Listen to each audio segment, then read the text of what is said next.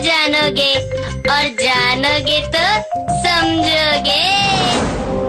देखिए महाराज। लेकिन बात तो समझने की है मुंजा, और मुझे समझ में नहीं आ रहा है कि मैं 1 महीने में कैसे ये फैसला सुना पाऊंगा कि कर्म बड़ा है या किस्मत। इस पहेली को सुलझा पाना थोड़ा कठिन है। उपाय एक ही है, हमें खुद चलकर पता करना होगा। तैयार हो जाओ मुंजा, हम इसी वक्त भेष बदलकर भ्रमण के लिए निकलेंगे और पता करके ही लौटेंगे कि किस्मत बड़ी है या कर्म। भेष बदलकर।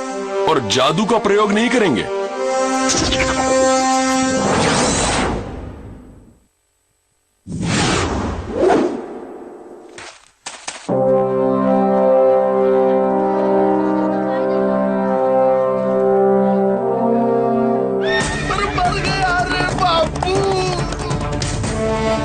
अरे इस घटाघनघोर को हटाओ। अरे मर गया रे बापू। जल्दी कुछ करना होगा, वरना ये घोड़ा सारे बाजार को मैदान बना देगा।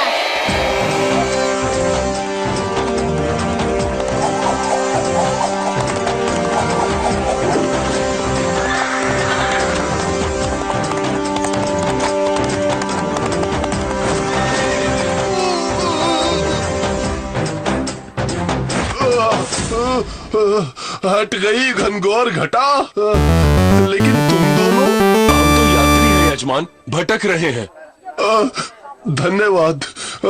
मेरा नाम है झलकार और मेरी आंख से नहीं बच सकता कोई भी कलाकार।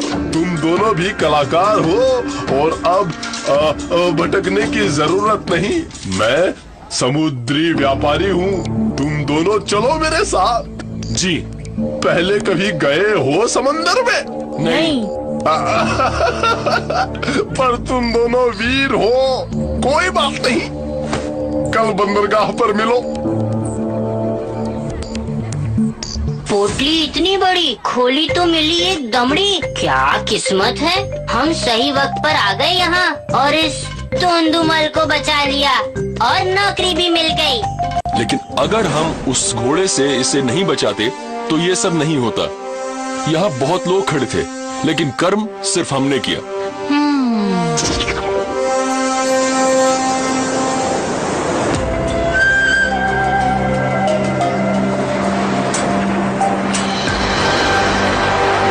तूफान आने वाला है। क्या तूफान? अरे मर गया रे बापू। इसमें डरने की चलो देखते हैं।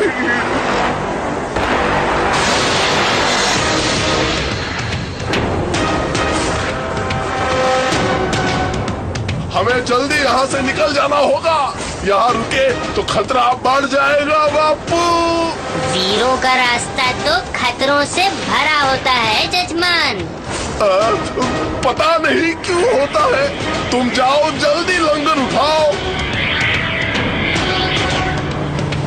ये रस्सी तो लगता है फंस गई है।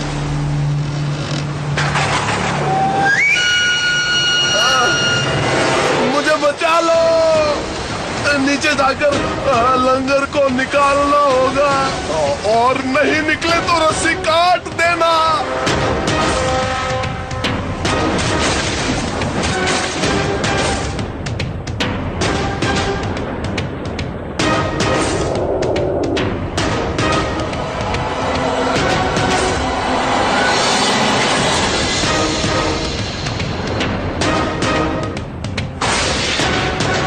यही ऊपर से रस्सी काट दे। पाप लगेगा, इसकी बातों पे मत ध्यान दे। घंटी मंदिर की जिंदा रहेगा तभी तो बजेगी। लेकिन एक वीर पुरुष कायरता का काम कैसे करेगा? तू वीर नहीं है, काट दे रस्सी तभी बचेगा।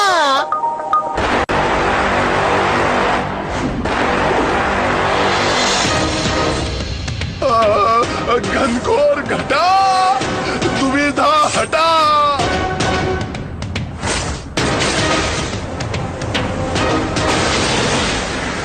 बच गए। अब तो मानोगे ना, महाराज की किस्मत अच्छी थी। लेकिन अगर हम जान को संकट में डालकर नीचे नहीं गए होते तो इसीलिए ये कर्म की वजह से भी हो सकता है। लेकिन अब क्या करें? झलकार ने पश्चिम की तरफ कोई टापू देखा था, शायद उधर ही चलो। चलो बापू। तैयार कर मुंजा।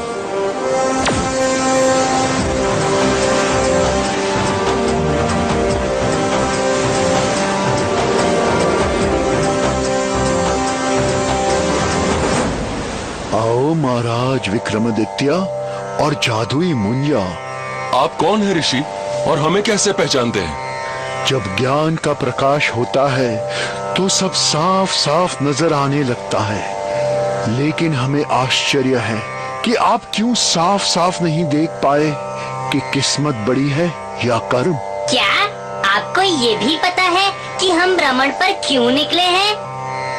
जाओ विक्रमादित्य, वो जहाज यहाँ तुम्हारा ही प्रतीक्षा कर रहा था। अपने राज्य जाओ, वहाँ लोगों को तुम्हारी जरूरत है। ये जादुई माला है, इसे पहनोगे तो तुम अदृश्य हो जाओगे और ये लाठी तुम्हें सही दिशा बताएगी। तुम्हें तुम्हारा उत्तर मिल जाएगा।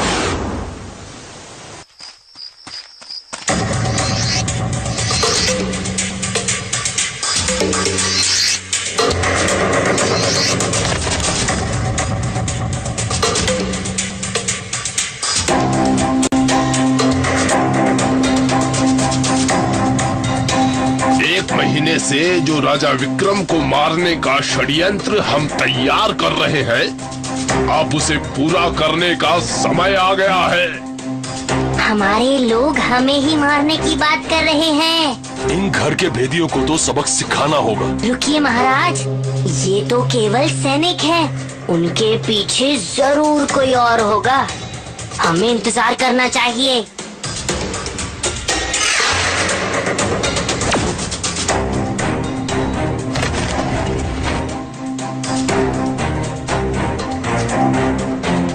कोषाधीश, इतना बड़ा षड्यंत्र चल रहा था और हमें कोई खबर ही नहीं थी। सुनो, हमें आज रात ही राजा विक्रम को समझ गए। अब जाओ।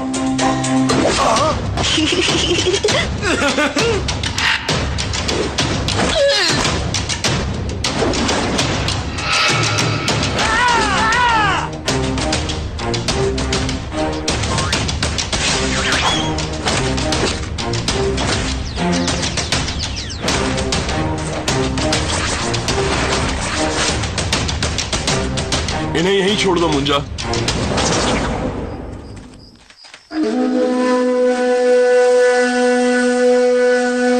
महाराज विक्रम का महल किधर है? क्यों जाना चाहते हो वहाँ? हम बड़ी दूर से आए हैं। सुना है महाराज बड़े दयालु हैं और सबकी मदद करते हैं। लेकिन मदद चाहिए क्यों? दरअसल कुछ डाकू हमारे गांव को लूटते रहते हैं। ये जादुई माला और छड़ी है, ये ले लो। माला पहनने वाला अदृश्य हो जाएगा और छड़ी 100 तलवारों से भी ज्यादा ताकतवर है। जाओ, उन डाकुओं को सबक सिखाओ। लेकिन आप? ये है महाराज विक्रम और मैं उनका सेवक मुंजा। मुझसा नहीं कोई दूजा। आप लोगों की किस्मत अच्छी थी जो महाराज यहीं मिल गए।